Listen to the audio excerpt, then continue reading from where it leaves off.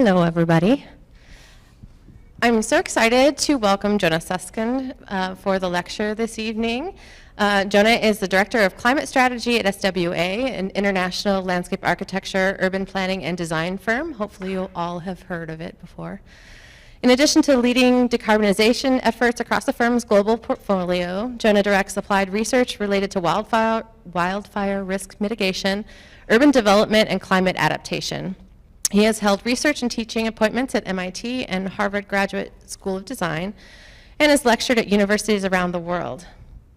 His essays have appeared in books and journals, including Design with Nature Now, Wood Urbanism from the Molecular to the Territorial, Harvard Design Magazine, LA Plus, and the Journal of Landscape Architecture. Before joining SWA, Jonah directed multi-scalar urban design research at the Leventhal Center for Advanced Urbanism at MIT. He holds a master's degree in landscape architecture from the GSD and a Bachelor of Fine Arts in critical visual studies from Pratt Institute. Please help me welcome Jonah Susskind. Thank you so much for being here. I don't know, do I need this? I think okay, I'll put it back here. Thank you so much. Yeah, thanks Natalie, and thanks to the department for the really generous invite to be here. And thanks to you all for making it out. I know it's finals, I know it's the end of the semester, and I hope that this can be a little piece of, you know, maybe one part information, one part inspiration to kind of get you over the hump. I know I've been really inspired today going around to different classrooms and getting to engage with faculty and with students and with the department in general. It's always a great experience for me. And thanks, Natalie, for the generous introduction. I want to just add a couple of tiny things about myself to sort of situate myself, because I have had a pretty non-traditional career path. Director of Climate Strategy for a landscape architecture firm. It's the only one that I know of. It's sort of a unique title. I am also the sort of director of research more broadly, and spend most of my time helping our firm kind of develop knowledge around topical areas that we think are going to be especially instructive moving forward, pushing us to design better and pushing the industry forward through knowledge generation. I have a background in fine art. I have a background in agriculture and food production and food studies. I come from a very multidisciplinary background, and I bring a very multidisciplinary approach to my work. When I studied sculpture in college, and I was often asked, like, oh, well, what's your medium? I never knew how to answer that question, because I didn't work in one medium explicitly. Art for me was a way of solving problems with a very specific kind of a toolkit. That was an aesthetic toolkit, that was a programmatic toolkit, that was a material and a spatial toolkit. I come to landscape architecture with a very similar perspective. Landscape gives us an incredibly large and robust toolkit to solve problems and to think in new ways about the built environment more broadly. And that's what I try and do through both research and innovation, but also through some of the design work that I do. I'm going to try and move through the material somewhat quickly because I have a lot to get through, but I want to sort of present some of this work in three parts. Whoops. And I'm going to start with this question of what is a research-based practice? In this case, talking specifically about how SWA has chosen to define that for ourselves as a firm. We are a global firm. Most of our studios are in the US, but we also have a studio in Shanghai, and we have a very global portfolio. We do a lot of work in the Middle East and in Latin America and in Europe as well.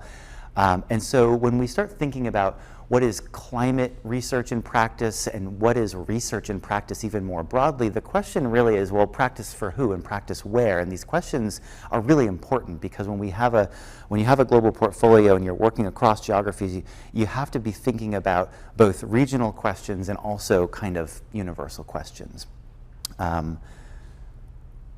We are also a pretty old firm by landscape architecture standards, particularly in the US. We're going to be celebrating our 70th birthday soon, and for almost the entire time that our firm has been around, research in some version of research, I should say, has been kind of in the DNA of how we practice.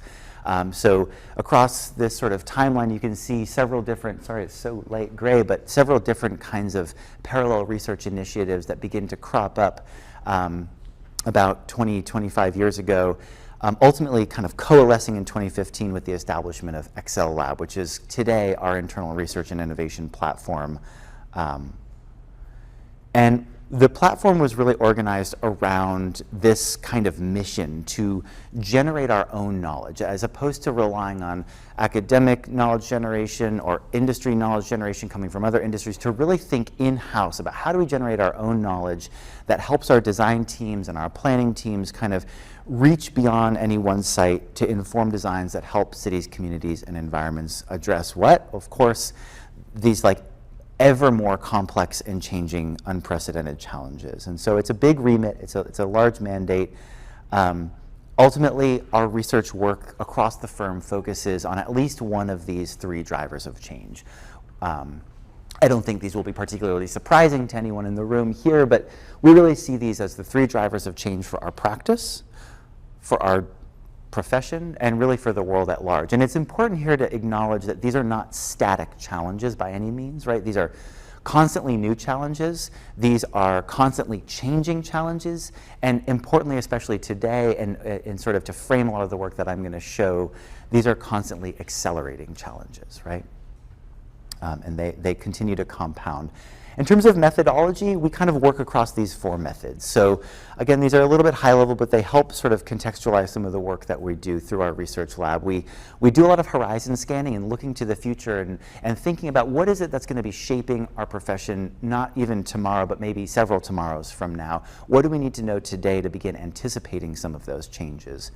We do a lot of post-occupancy work, so we look at our built work. We do about 700 built projects a year around the world, so we've got a pretty large physical footprint, spatial footprint. And we go back and we look at that work a year, 5 years, 10 years later, and we say, how did this perform? Could we do better? We play around and sort of experiment with technology. Everything from from sort of VR and AR, augmented reality, to questions about artificial intelligence and how we're leveraging some of those new technologies to improve our workflows and deliver projects. And we do a lot of advocacy, right? So we are constantly advocating for the adoption of best practices amongst our design teams, kind of across our firm and throughout the profession at large. And you can go on our website and you can see the fruit of this labor. We try to sort of package it up for public consumption. And to a large degree, what we're doing with our research and innovation platform is producing what I like to call like the salad bar model of information dissemination. So we put it out there. I think sometimes we don't always know who comes up to the bar to eat what, and that can be challenging for us. But the idea is that this is all meant to live publicly. It's meant to inform the profession, toolkits, resources, white papers, post-occupancy evaluations. We try and put it all out there to be used by practitioners, by students, by sort of parallel industries, and you're welcome to take a look at the findings from all of this work on our website. So if that's our research-based practice, then what are some examples of practice-based research, right? And before I came today, I was sort of torn. I was thinking, maybe I'll show a lot of projects, but then I only have time to kind of touch on them. And I decided to actually just to show two projects today. So we're going to do a little bit of a deep dive into two either recent or ongoing research and innovation projects, one of which is really focused on climate adaptation. The other is focused on climate mitigation, right? Those are the two sides of the coin when it comes to climate research, and I'm going to show a little bit about both here. So to start with the climate adaptation project, this project focuses explicitly on wildfire. Climate adaptation, or I should say the effects of climate change, we know are felt differently depending on where you are and what kind of community you live in. Where I live in California and where a lot of our work is, the effects of wildfire have become one of the most significant climate challenges of our time. And we know, everyone in the room probably knows this, that the fires that we're seeing today are much larger, they're burning much hotter, and they're much more complex in terms of their behavior than researchers and wildland firefighters have been trained to plan for and sort of think about really for the last 100 years. And the statistics continue to do their thing, and we're seeing every year just sort of worse than the last. So why is that? Well, Earth is a fire-prone planet, right? 3 out of 4 terrestrial biomes have been organized through their fire return intervals, and fire has been a primary shaper of these ecosystems for millions and millions of years. This is just a snapshot of all the fires burning in 2020 that were caught by the NASA Earth Observing Satellite. It's about 90,000 daily active fires on planet Earth. But the wildfire dilemma, the problem of wildfire, is actually somewhat modern. In terms of how we're experiencing it today, it's really not just a regional issue. It has become this global condition. Sorry for the pop-up, everyone. Sorry, Jackson. So here in the US, and also this is true in parts of Europe and in other parts of the world, and so it's useful to understand one of the many reasons why the wildfire dilemma has become so challenging and so big is that we have spent the last 100 years doing our darndest to keep fire out of fire-prone ecosystems. Oops. It really worked. You can just see the acres burned in the year that these total suppression policies are being enforced by the U.S. Forest Service. I mean, we are seeing the eradication of fire in forest landscapes. And this was seen as an absolutely excellent thing until we started to understand that we've overstocked our forests ecosystems with an outrageous surplus of fuels that would never have been possible in a pre-colonial forest conditions, say. And to illustrate that here, this is the exact same photograph, 1933 and 2015. And I think we've sort of been culturally trained to see the image on the right as the healthy sort of climax state forest. But we know that those are ecologically misguided policies based on ecologically misguided premises, in that, in fact, this kind of patchy kind of mosaic of multi-age, multi-species stands of trees presents itself as a much more sort of ecologically healthy forest condition that was only possible because fire was allowed to be a shaping protagonist of that ecosystem. And this is another illustration. This is what happens in a fire-suppressed forest. On the top, you see basically catastrophic damage when a fire does burn through that forest, versus an ecologically managed forest, which has been done by indigenous populations for millions of years before colonial intervention, and is also something that we can do with modern forestry practices today. You start to see how fire can produce a cycle of growth and regrowth that kind of creates the foundation of a healthy ecosystem. But it's not just about fire suppression policies, and it's not just about the ecological formula. It's also true that over the past 50 years, we have been moving to cities a lot. And this is a global condition. We know this to be true. Everybody in this room knows this to be true. What we've been told is a little bit different than what is actually happening, and this is where it gets important. We've been told that people are moving to cities. If you really look at the data, people are not moving to cities to inhabit the urban cores today. People are moving to metropolitan areas to compete for affordable space along the sprawling edges of these vast, ever-growing metro areas into conditions that we would typically think of as either suburban or exurban. This is where 70% of the global and US population lives today, not in our urban cores. And so we are, because of the housing affordability crisis and all of these other compounding factors, we are pushing development further and further into fire-prone ecosystems where those tensions really collide along the wildland-urban interface.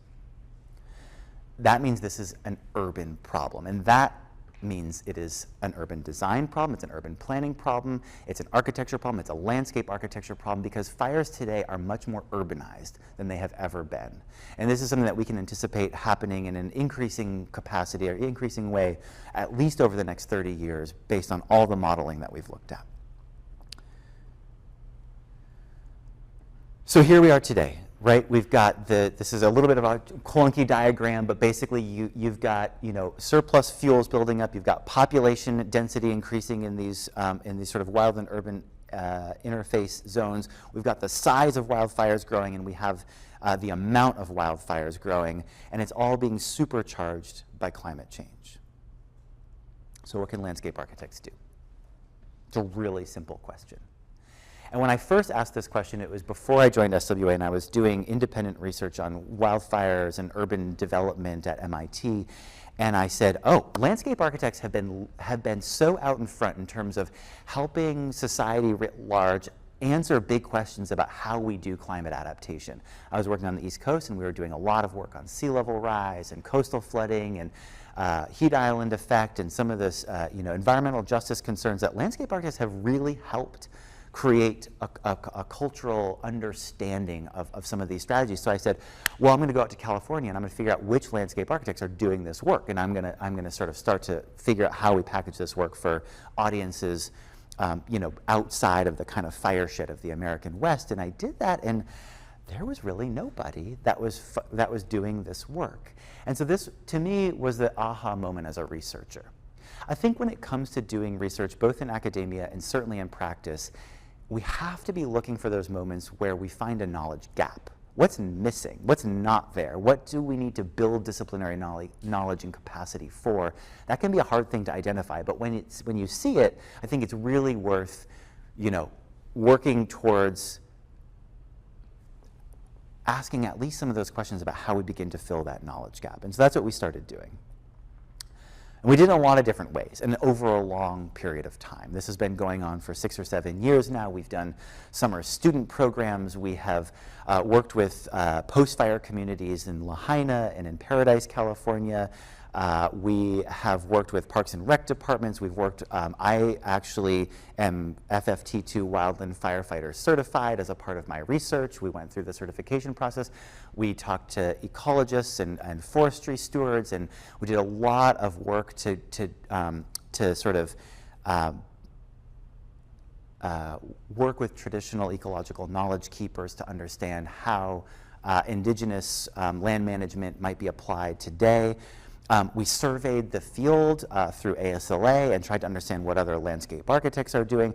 So there's, again, this is not a clear trajectory from research question to research output. This is a wandering sort of set of pursuits that get stitched together at the end, ultimately to produce what we developed. In this particular case, it is not always a bound publication, but we published the playbook for the Pyrocene. And ultimately, what the playbook for the Pyrocene is a small but mighty kind of compendium of design strategies that's really aimed at bringing all of the knowledge from these very siloed kind of spaces that was out there. I mean, if you talk to the ranchers and if you talk to the fire ecologists and the foresters, there's a lot of really good information about how to live more how to engage more deeply, I should say, with wildfire-prone landscapes and communities. It just had never been packaged for landscape architects before. So that's what we did. And it distills a lot of that environmental policy and those various sort of siloed knowledge banks. It was really important that this is an illustrated guide, that it's image rich. Our audience as designers, this is the language that we speak through. Through the research, one of the things that we continued to understand more and more as we went is that there is a lot of really good resources out there around wildfire risk and resilience. Generally speaking, you've got your really large-scale resources that are about how we use land use planning as levers for mitigating some of those risks at county or state or even sort of National Forest Service system-wide kind of scales. And then you've got a lot of really good resources for the individual homeowner around defensible space and home hardening. And there's been incredible innovation in terms of non-combustible materials and generally, sort of speaking, materials research that is aimed at individual parcels. But that community scale adaptation piece, zero guidance, basically. And so we said, okay, all of the strategies have to be scaled to that community scale. And that can mean a lot of things. It can mean the sort of rural town in the Sierra foothills like Paradise, California, which was completely destroyed by the Camp Fire in 2018. It could be the master plan community that we are now planting wildfire buffers around with irrigated orchards. But it has to be scalable to that community scale, because that's really where the landscape systems are able to be leveraged as tools in this kind of a process. So the book is sort of broken out into these, there's a couple of essays that sort of situate the knowledge within a historical framework. There are these sort of 3 basic categories of action, and then 20 discrete strategies that have, captions and little information about how to apply them on project sites. And then there's a compendium of about 100 additional resources that are each keyed to the various strategies. So if you want to learn more about this particular strategy, there's some resources there. And it's really designed to be this very applied toolkit for supporting built projects. Again, this is one of the critical things about practice-based research, is research that has to support practice. It means, practitioners have to feel like they have a tool, they have a resource, they have a database, they have a software, something that they can use and apply today on their projects. It's small, it's almost pocket size. It can go out into the field, we can drop it on a client's desk, we can share it with our field team, and it's meant to be sort of transportable that way. This is an SWA built project that we learned from. So because we have this great legacy and this large portfolio of international built work, we were able to draw from that work through post-occupancy evaluation to identify where some of our past work may have actually mitigated risk of wildfire. This is Rancho Mission Viejo. This is one of the largest master plan communities in California, and this was a community that really wanted a citrus orchard in the middle. And we worked really hard to say, we're gonna plan this citrus orchard, but we're gonna do it at the edge instead, because it's gonna do double duty. And this is gonna allow for the foliar moisture in this irrigated landscape to also serve as a fire break and a staging area for firefighters in the event of fire. And I don't know if the word is luckily, but we were fortunate in some ways to have had now several fires that have been snuffed out by this fuel break. So oftentimes with fire, unlike flooding, you don't necessarily have that counterfactual. With flooding, basically, it's more nuanced than this, and I'm sorry for all of you hydrological engineers, but there's a bathtub model that we can kind of use to identify where flooding is going to be worse. Fire is a much more stochastic beast. It's much harder to model, and so it's really hard to know if a design intervention actually did anything to mitigate risk, because you could drop an ember in one place 1,000 different times and get a very different fire footprint across all 1,000 of those iterations. But it was very clear that the fire stopped right at the edge of this buffer, and so we were able to learn from that. We've also been working on a lot of post-fire sites. This is a resort in Napa, California that was heavily damaged by the glass fire. And we were working on the restoration of this sort of legacy resort, and our remit changed entirely after that fire. And the question became, how do we rebuild here in a way that acknowledges fire risk and sort of thinks differently about access, egress, and really in this case, importantly, afforestation. So we have teamed up with foresters from University of California, and we worked with the property owners and the architects, and we said, okay, interestingly, this site sits right in between at a threshold where live oak and coastal live oak savanna is coming into contact and meeting coastal redwood ecosystem. There's an opportunity here to try and modulate and say which of these two fire-adapted ecosystems is going to be the most conducive to maintenance moving forward. Which do we want in the future? And interestingly, what we chose to do with the client, what we ultimately decided on is we're going to bring that coastal redwood ecosystem a little further into the site.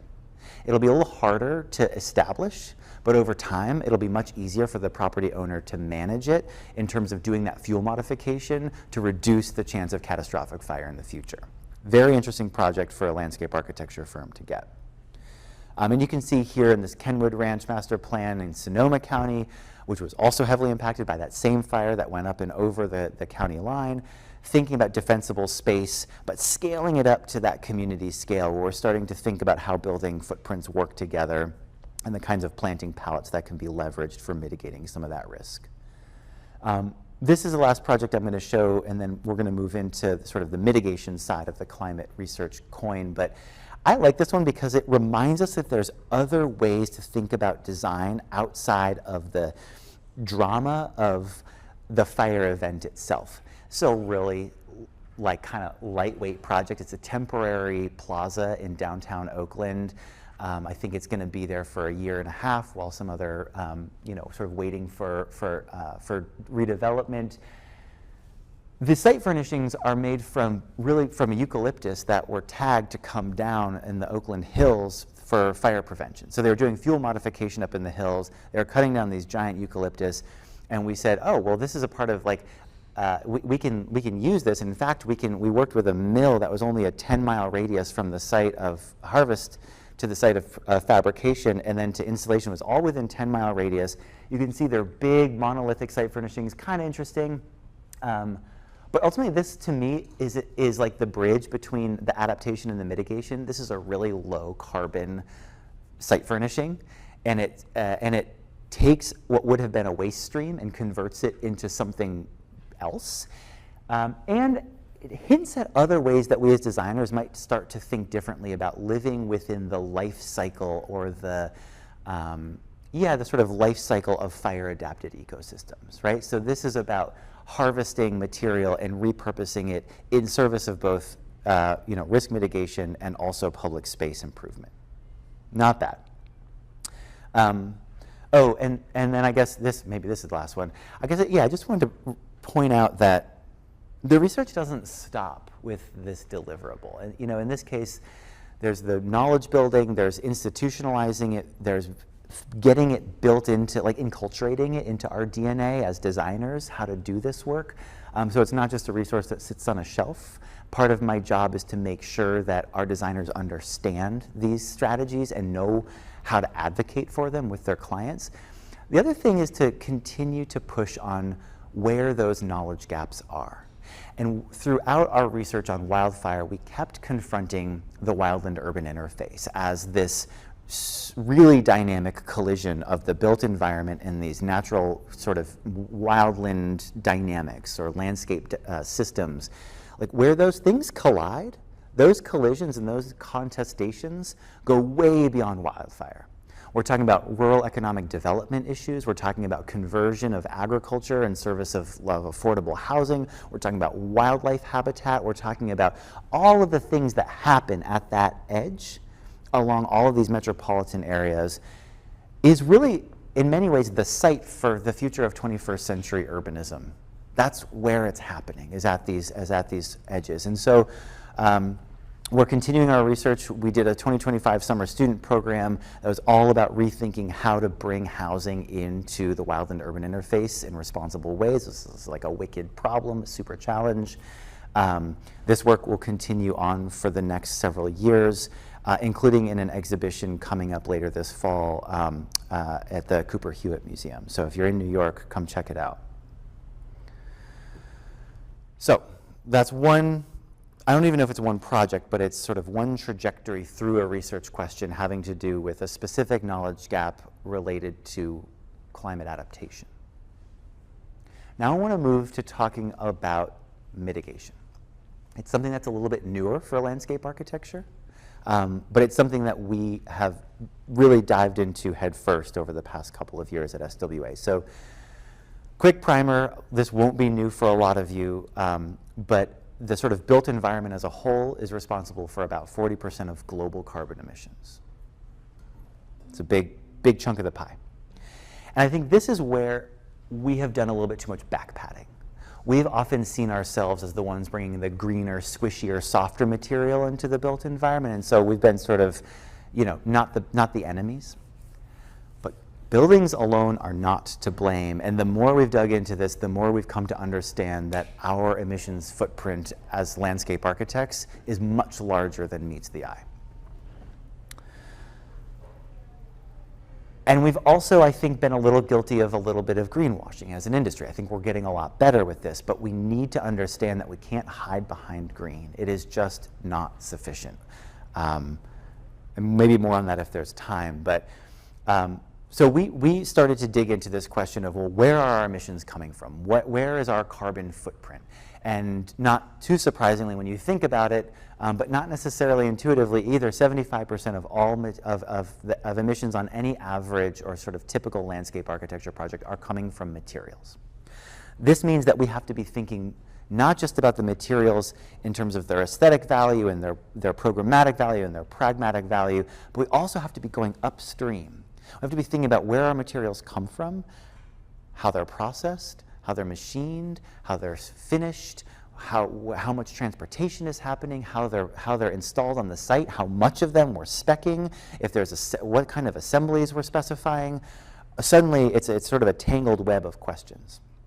And ultimately, what we decided was, well, we need to be able to measure it, because we simply won't be able to manage our carbon footprint if we can't measure it, right? And so we, through a very arduous task force process that was about 18 months of negotiation and really thinking about how we might take this on, we launched our climate action plan, first ever published climate action plan by a major landscape architecture firm. And the key thing here, our key target, is to reduce project emissions on our global portfolio by 50% by 2030. So that's the level of ambition that we're after here. Only one problem. Great, we can reduce by 50%. 50% of what? What does a typical landscape architecture project have in terms of embodied carbon? We don't know. Nobody knows. It hasn't really been measured. They're certainly not in a longitudinal industry-wide study. This is a black box. So we had to start by benchmarking our projects, which is exactly what we did. Luckily, we're in a moment right now where there are new tools and softwares, and they're getting better and better every day to help us begin to measure our embodied carbon. The carbon factors are assigned to discrete building materials, and essentially we can use takeoffs and schedules to do a carbon audit for each of our projects, and that's exactly what we did. We also focus a little bit on decarbonizing our operations, but I want to come back to this question of how we did it. So we had to measure our business as usual, not an easy task. Ultimately, we decided that we would take a requisite sample of finished projects that were finished within the last 5 years that represented a typical SWA project. Great. One problem. What's a typical SWA project? We do everything from small civic plazas and rooftop gardens to master plans for new cities that haven't yet been built, streetscapes, urban environments, suburban environments, rural environments. What is a typical SWA project? We had no idea.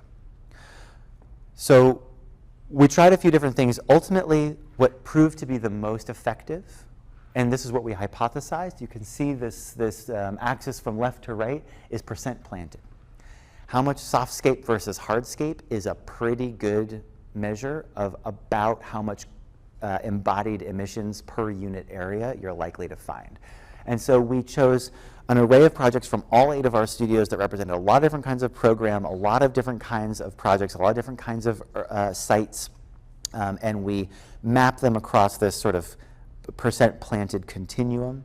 And then we assembled project drawings in CAD layout files and civil and structural details and submittals, and we developed a custom takeoff assistant tool that allowed us to basically do those takeoffs more effectively and bring them into the Pathfinder tool, which is the software that we've been using to measure that carbon. This is a relatively new software developed by Climate Positive Design, excuse me. And then we input those takeoffs into the software, and then that gave us this kind of detailed breakdown of project carbon emissions and sequestration potential by unit area. So we were finally able to see apples to apples how much carbon emissions we are responsible for. And this is essentially it. So you can see, again, percent of site planted.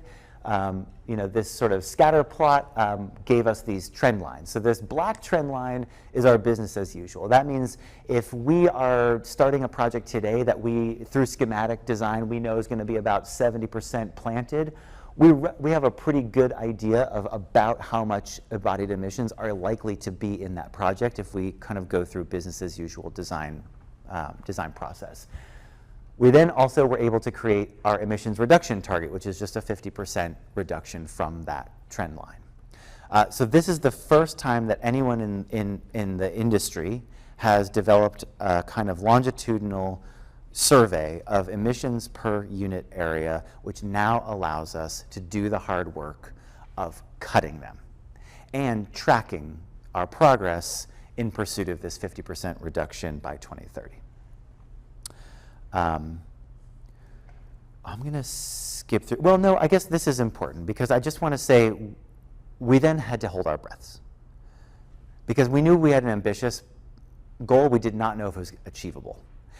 Now we could figure it out. So what we did is we went back into each of those projects and we redesigned them. We did a charrette. We basically did the experiment of redesigning them with the criteria that we could only do material substitutions and sourcing substitutions. We couldn't cut into the design intent of the project. That wouldn't be fair. And ultimately what we determined was through that getting to about 45% was doable on all of those projects, and that was post-occupant. So there wasn't any opportunity to advocate for less hardscape on those projects. So the thinking is, yes, this is ambitious, but we also now believe it is achievable. And I want to just kind of close out. Let's see, what time are we at? Yeah, okay, we've got a little bit of time. I wanted to just sort of conclude with some thoughts about some recently built work. We've been sort of looking at our portfolio over this past year and saying, okay, well, what learning have we done? Where does low carbon design show up in our projects? And how do we begin to actually talk about our work differently and learn from those, the sort of real world design projects? And so this is a very, it's an abbreviated survey of some of the work that's been completed over the past year. This is a recently completed Greenway project in China. And what's cool about this project is we're able to turn an annual waste stream into a low carbon design asset, right? So the site is flanked by miles and miles of lychee orchards. And every year they prune really aggressively those orchards. And so there's a lot of organic material that's just out there.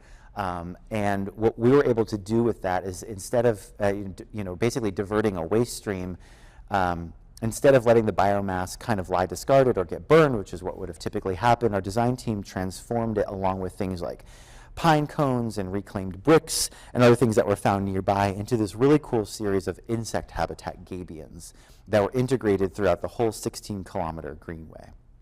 So I have some notes on my phone because these are not my projects and I'm still learning about them. But yeah, I think what this one shows me is that this is a low carbon strategy that got to do double duty as a really unique kind of habitat and biodiversity boon for this particular greenway. And you can also see up in here, these are eucalyptus logs again that were also reclaimed and sort of harvested on site and repurposed and sort of incorporated as this kind of playful site elements. Bridgeland is a project that we've been doing for a long time, and it's been in phases. It's a master plan community in Houston, in Texas. And I think the key here is that we use this really large-scale species-rich planting plan as kind of a core climate strategy. So we're building ecological resilience, but we're also boosting our capacity to sequester carbon really effectively on this project. So again, simple, kind of intuitive, but I think we haven't done quite as good a job as we could in terms of communicating the value of these sort of design decisions vis-a-vis the carbon question. And I love this project. This is such a simple project. This is a community center in Northern California. And we came in, we were hired by the city to come in and they had already gone through a master planning process. And they hired us to come in and sort of do the design work, the site design work. And we looked at the master plan and it had this, you can't see it because this is our master plan, but basically we said, well, can we redo the master plan? Because there was this arterial boulevard, this massive roadway that just cut right through the middle of the site. And we methodically counted parking spaces and did road dieting and pushed circulation to the edges and were able to essentially halve the amount of impervious surface. And also there was a little bit of, we're able to do some street on-street parking up at the top there. So we were able to like dramatically reduce pavement.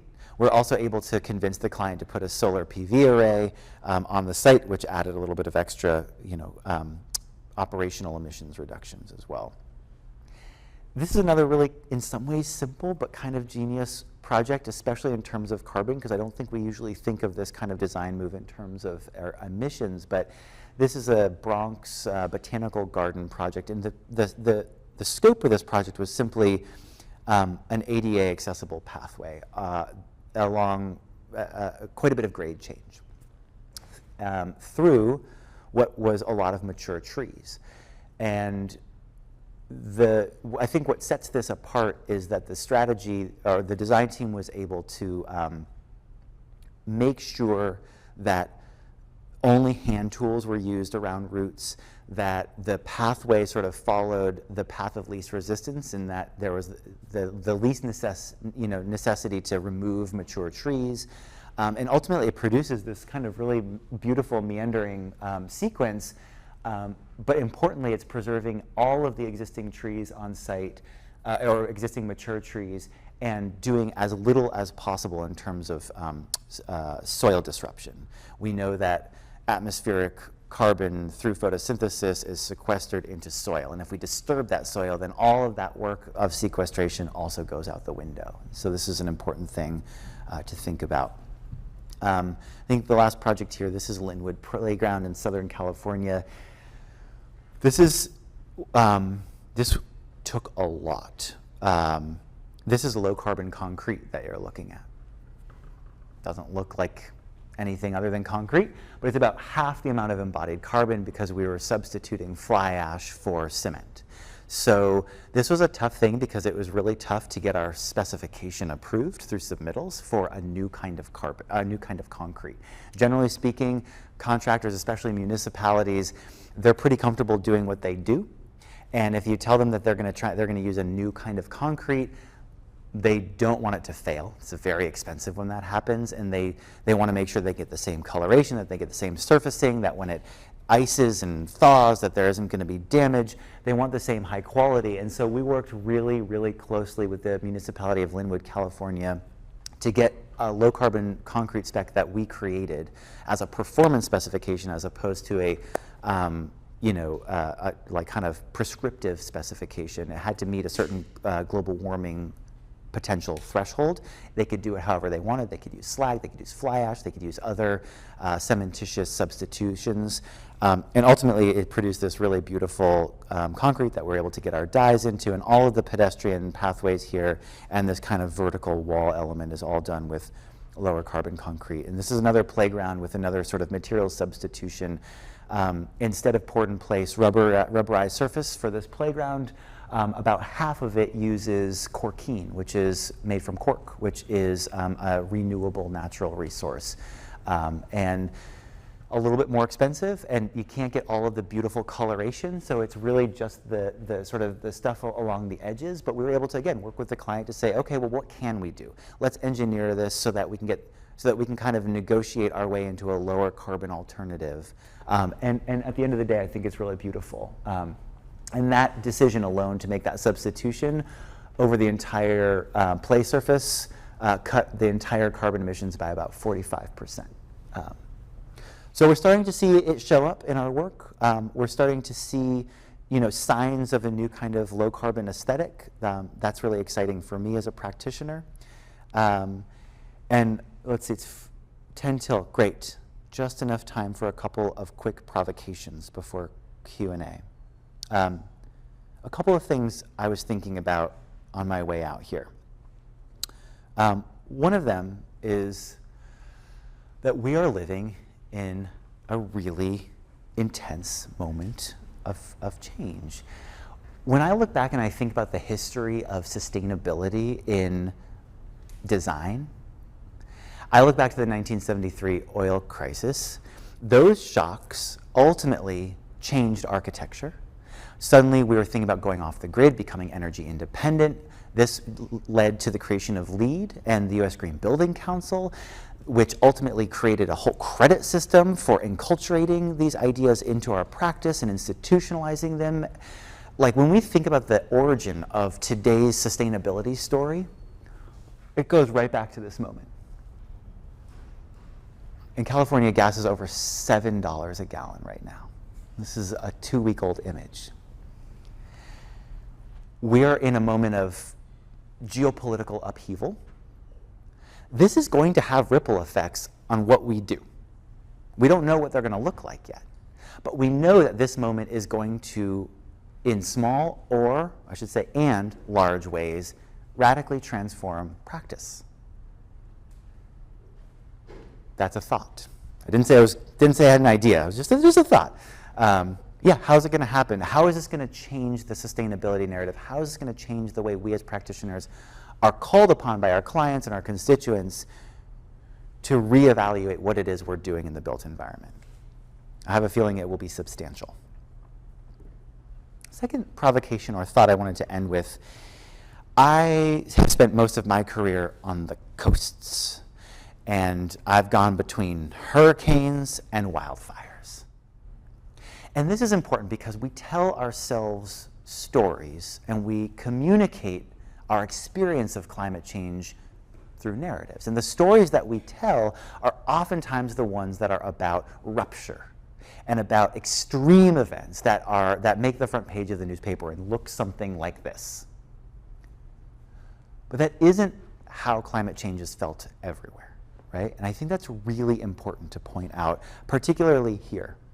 Because when we think about the stories we tell about climate change, it is just so fundamentally biased towards these coastal parts of our country. I see the Midwest, the Rust Belt, the Great Lakes region as this incredible climate counterpoint to that story. Because here, what we have are aging infrastructures. We have cycles of investment and disinvestment in the public realm writ large. And we have this really unique scenario where this is a region that anticipates a lot of population growth over the next 50 years. And there's research that indicates that climate refugees are looking to the Great Lakes region as refuge. This is a different story. It requires us to prepare for climate change and engage with climate change through a different narrative. And as designers, it's actually incumbent on us to be building those narratives, right? Because without them, we won't have the buy-in to shape the future. So I think this is a really exciting location geographically to be thinking about what those narratives look like. And they're not necessarily going to be that the solutions are different. Just the entry point into the story might shift a little bit. And in fact, I think the solutions are going to be quite similar, because what climate change forces us to do in research and in practice is to think about how systems come together to create something bigger than the sum of their parts. This means thinking about high-performance ecological systems. This means thinking about equitable housing. This means thinking about low-carbon mobility systems. This means advocating for, participatory civic infrastructure. These are the big systems that will create the conditions of resilience no matter where we live. The question is, how do we tell the story here as differently from elsewhere? And I think that that's a design question as much as anything else. And so I wanted to sort of end there with those two provocations, and maybe now we can get into some Q&A. Is that right? Okay, great. That's what I got. Thank you guys so much.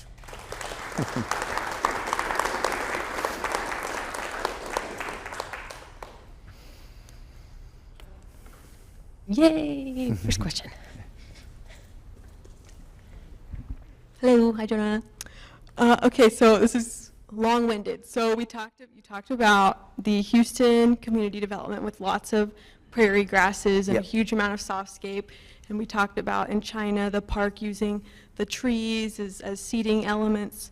And I'm thinking about, so like through time, we moved to more hardscape materials for a reason, like durability, like cars, all these things. And so I'm curious for SWA, like when you make designs like this that are more softscape for resiliency, are there more investments in long-term management, or how do you guys work with clients to be like, okay, this Texas prairie, like we need to burn it. Like all of our other research shows this and this and this. Like how does that all come Yeah, together? you're asking a question that is fundamentally about how we advocate for the negotiation between trade-offs that feel like apples and oranges. Durability is a great one, and this comes up a lot.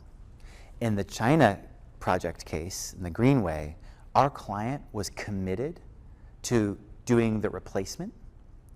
Like those need to be replaced a lot.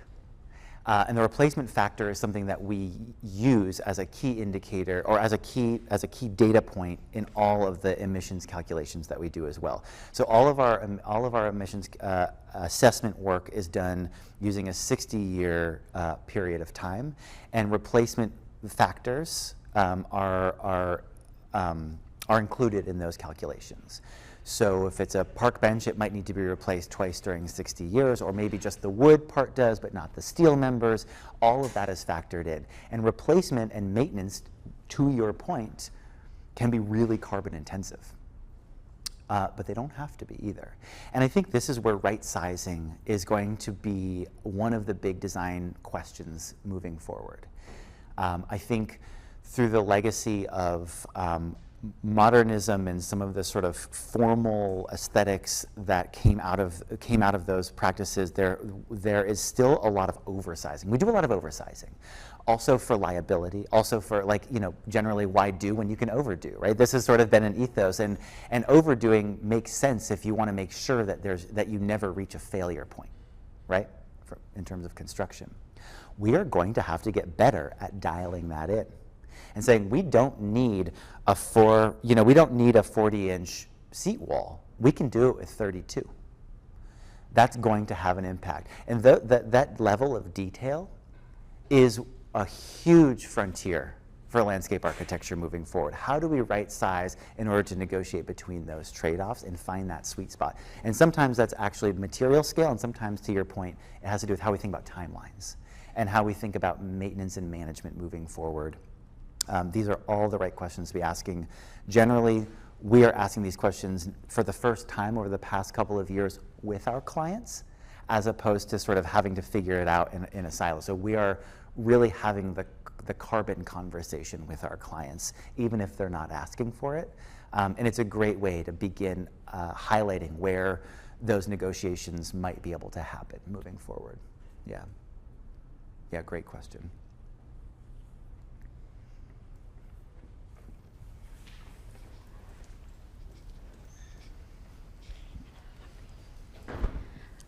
Thank you for speaking here. And you mentioned that there were some elements, natural elements, that were easier and harder. Fire was harder, sea level rise was easier. What other elements, natural elements, were also harder for, in your experience as a landscape architect? Yeah, the question is about modeling, like where is modeling more constrained by various challenges? I think, well, I want to answer that, but first I want to say we are in a moment of really exciting innovation around modeling. If AI is doing one thing for us really well, it is improving our capacity to model very large and stochastic data sets in ways that are trustworthy, reputable, usable.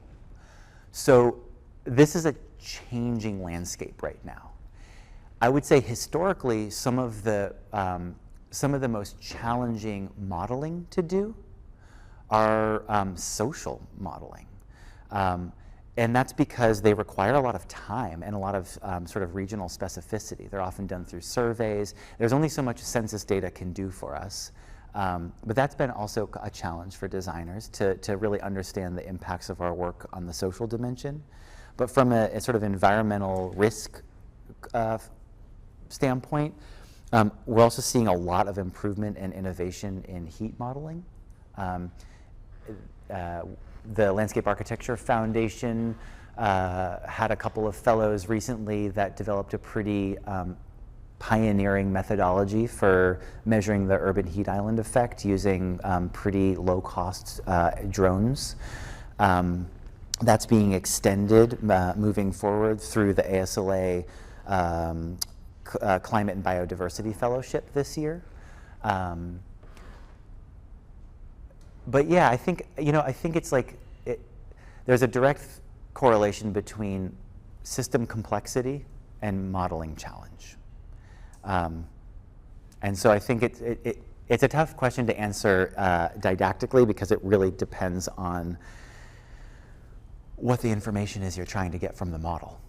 And that is something that I think we can always do better, is asking those questions and being really clear about what the information is that we're trying to get. I also think we can do a better job of working across disciplines and working with experts from other fields to do some of that work. But yeah, in general, wildfire is so stochastic from a behavioral standpoint that it is a really tough one to model. Yeah. And the future is a little tough to model too. We keep trying, but she's tough.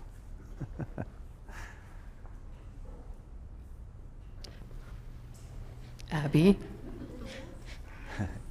A counterpoint to the counterpoint. Me again.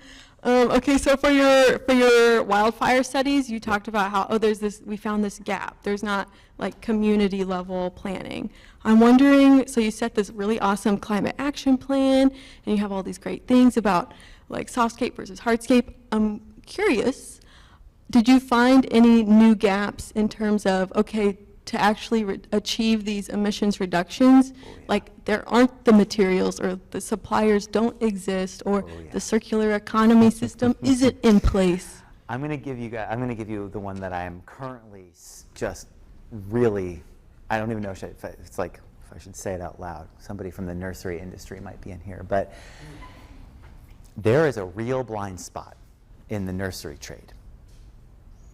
We have this idea that a tree, or that plant material in general, can sequester atmospheric carbon, ultimately, potentially creating a carbon neutral project. That if we can sequester enough with our projects, then what we've emitted through the sort of upstream emissions can be neutralized over time. I'm not so sure. I have done as much digging as I have been able to over the past year on all of the carbon that goes in as inputs to the nursery trade, from peat moss to fertilizers to the transportation of heavy root balls across multiple states to be installed in an urban condition where the tree is likely to die within 20 years. That is not sequestering any carbon. That is an emitter. That is a carbon positive tree.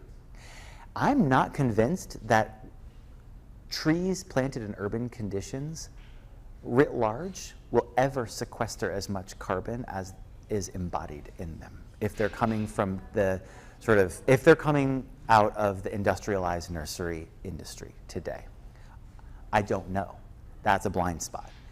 I've got my theories based on what I know, and let me tell you, the industry does not want this research to be done, which is a great time to do the research.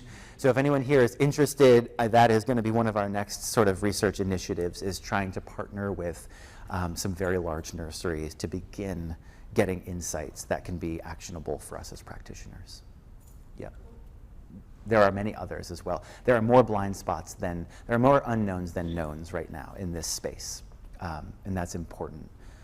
A lot of those unknowns are known unknowns right now, which means that we as a profession can begin to work together to divide and conquer and extract that knowledge and sort of build our disciplinary capacity in this space. Yeah. Anyone from the peanut gallery? I was just curious Oh, yeah, good. how you decide on the next research initiative, Yeah. or what's like guiding that or leading into that. Showed the slide of the sort of the three drivers of change. And then I showed a couple of projects that touched on the climate change piece and the urbanization piece. Technology was the other one. I try and kind of use that simple diagram to just make sure that we're kind of spreading ourselves evenly across those three drivers of change. So our next projects will likely have quite a bit to do with technological innovations and their relationship to built form. I was talking with some students earlier about looking at sort of the changes in mobility technology and how they might begin to shift suburban land use planning. I mean, the list is endless. I personally and professionally, the way it really works fundamentally is I'm constantly surveying the landscape. I'm looking at academic research. I'm looking at industry research. I'm looking at consulting, McKinsey white paper, everything, and I'm trying to get a bead on what's going to be the most useful for our designers. This is the practice part of practice-based research. I have a lot of I'm interested in big ideas, but at the end of the day, these projects have to be grounded in applied design work. So I spend a lot of time just pitching design research projects to various principals spread across our firm and getting feedback from them. And sometimes it's like, ooh, there's consensus on this one. Everybody is asking this question, or everyone has clients that want to know, or there's a feeling that architecture knows more than we do about this, or there's a sense that this is going to be the next big thing. And so we look at it, and we try and develop both a hypothesis and a method for exploring that topic. And if we're really good, we also try and identify a deliverable. Usually that comes about halfway through the project. But I was saying this earlier too to a couple students. I think I am somebody that is a bit allergic to specialization. I think that we as landscape architects bring this incredible insight because we are at the end of the day, really high functioning generalists. And that sort of being a generalist allows me to see how these different things influence each other, how changes in mobility technology are going to influence land use planning, which is going to have impact on sustainability initiatives, which is going to allow us as designers to advocate for better design decision making. I think it's about pulling those threads, and we do that collectively. I'm usually pitching to our principals. I also have an advisory board or committee that I report to and talk through what I think are good candidates for design projects. And sometimes I will also make it very clear that I think this should be a sprint and I think this should be a long distance one. So there are some things where what we really need are quick insights that we don't feel like we have quite enough literacy or quite enough confidence in. And sometimes we really need to boost literacy, and that's usually a deeper dive. But it's a great question. It's kind of crystal ball. It's really just about listening and trying to listen both to the world at large to find where those gaps are, and then to our principals and project managers to understand where their needs are. And then it's some matchmaking. Yeah. And a lot of failure. A lot of failure. A lot of projects that just peter out and don't go anywhere. So this is sort of related to what you're just talking about. What's a day like in practice for you? I mean, you said you were pitching ideas to the principals. Yeah, any given day I'm on calls with project managers that are asking questions that they think I might have insights into as kind of a reference librarian. I do a lot of resource matchmaking. So I've got some libraries of resources and can sort of help people find those resources and apply them. I am scoping new research projects. I'm working with industry peers to collaborate on research. It's really important that this is collaborative. I do a lot of work with students, do a lot of work with others from the industry. I didn't mention this, but one of the things that is central to our decarbonization work is we've assembled a roundtable of 15 different firms around the US, and we're developing a kind of a standard workflow for carbon assessment, because we can measure it now, but if we're measuring something different than our competition is, we're going to lose all credibility, right? So once we realized that we had built a bunch of infrastructure, the first thing we realized was we need to share it as aggressively as possible, because if our competition is not measuring the same thing we are, and their clients are seeing that their numbers are lower than ours, like if there isn't an industry-wide standard for how to do this work, we lose the credibility that is so important in pushing this work further. So we've now assembled this kind of large roundtable. We are agreeing on how to set a life cycle assessment boundary for landscape architecture. It's not easy. Is it the civil's carbon or is it our carbon? If we sketch the parking lot but civil details it, who has to count it? I mean, the questions are actually endless, and because our scope is so unique and our materials are so unique, but it's really important that there's an industry standard. And so that's one example of how I'm spending my time so now I'm liaisoning between this industry sort of professional practice group and ASLA, which also has a task force to try and formalize these procedures. So they're developing a methods paper, and then I'm sort of liaisoning with the professional practice group to workshop that, to make sure that the methods that come out of ASLA are ones that can actually be applied to practices at different scales. I also acknowledge SWA is a very large firm. We have capacity for things like full-time researchers. Most firms don't. The average landscape architecture firm in the United States has 5 employees.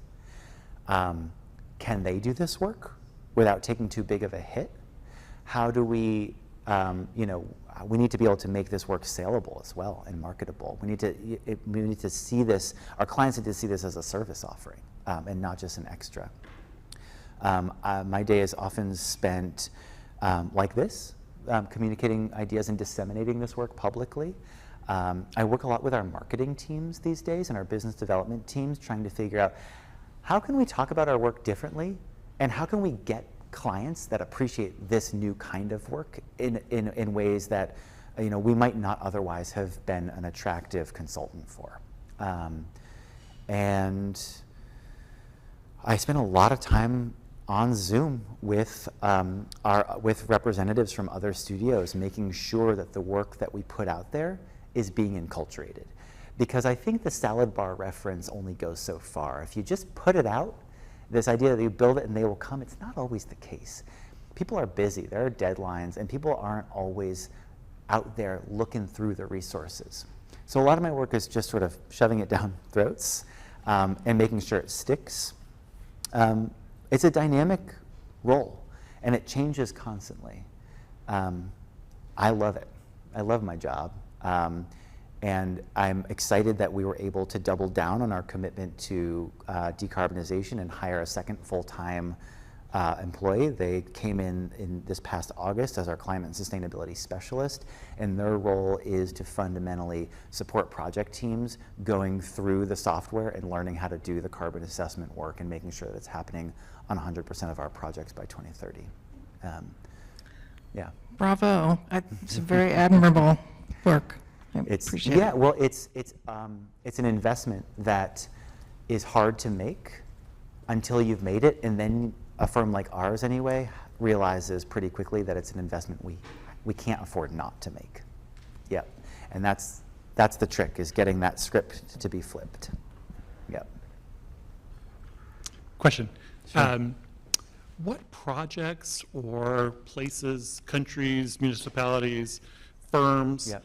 should our students be watching in the next couple of years that Ooh. address these issues? Ooh. When I figure out how to answer that question, I want you to say my answer back to me so that I can take my own advice. One thing that I am excited about is these midterms coming up. I think watching what happens in the U.S. in terms of where federal dollars are going to support infrastructure, the provision of public space. There was a lot of momentum not too long ago around some of these issues that have been stymied, and I think that the industry here in the U.S. has been forced to recalibrate some of its business development and look elsewhere for federal dollars to support big visionary projects. One of the things that I think that's done is it's allowed our profession to become a bit more nimble and to take on different kinds of projects and work with different kinds of clients that are more diversified. And I think it's also forced us to diversify our service offerings. So we're doing different kinds of consulting. We're doing things that are a little bit more like business consulting and a little bit more like branding and a little bit where our design reach has grown and we've had to permeate different markets. And I'm excited to see what that does for landscape architecture, because I think that in some ways the constraints we've had as domestically as a profession have allowed us to widen our scope. And I think the firms that are doing that now and have been doing that for the past couple of years with a lot of intention are the ones that I'm watching to see what does that mean in terms of how they evolve over the next couple of years. I always like looking at the landscape architecture departments within vertically integrated design firms. So firms that have architecture and civil and other services, and they have a landscape department. Those are often the ones with the most R&D resources. And so they're able to leverage those other wheelhouses in order to position their landscape department to do very specific things. Those are often firms that end up being the most innovative around a particular topic. I think I also look at what mid-size landscape architecture firms are doing. It's really hard. I think you can be successful. There's a blueprint for how to be a small firm, and there's a blueprint for how to be a big firm, but how to be one that's in that strange place where you're thinking about your human resources and your financial resources and all of the collateral that you have out there and projects, it's really tough. So looking at those firms that are, you know, 12 to 24 employees and maybe growing, that's also a place where those firms are going to have to innovate. They're going to have to do something differently, and that might just be reaching out to new markets and new geographies, but it also might be fundamentally changing something about their practice that becomes a template for future practices. So those are some of the guidelines that I would sort of look towards. But I think, you know, like all things, finding ways as a student to be more and more, to increase your awareness of where that diversity is, to look at all different kinds of practices. I mean, my role is proof that there's no one way to enter the profession of landscape architecture. And, you know, I think SWA is unique in its scale. It allows, and because we're a worker-owned firm, we do a lot of collective decision-making, and we have always continued to invest in research. But I'm seeing a lot of other firms that are building smaller, lighter weight research positions. So I think that now more than ever, you can enter the field of landscape architecture with a research agenda. I don't know that there's going to be tons of full-time research positions in the immediate future, but firms like Olin, firms like Scape, firms like Sasaki, that's a bigger one, but firms that are finding ways to incorporate and enculturate research into their practice are becoming more and more abundant, and those models are becoming more diverse. Yeah, and I think that's very worth trying to look to and look at as an indicator of where the values are for each of those practices. Yeah. Fantastic. I think we're at about We did it. our time. Yeah, we did it. Thank you so very much. This was Thank you. a wonderful talk. What a treat. Thanks, everyone.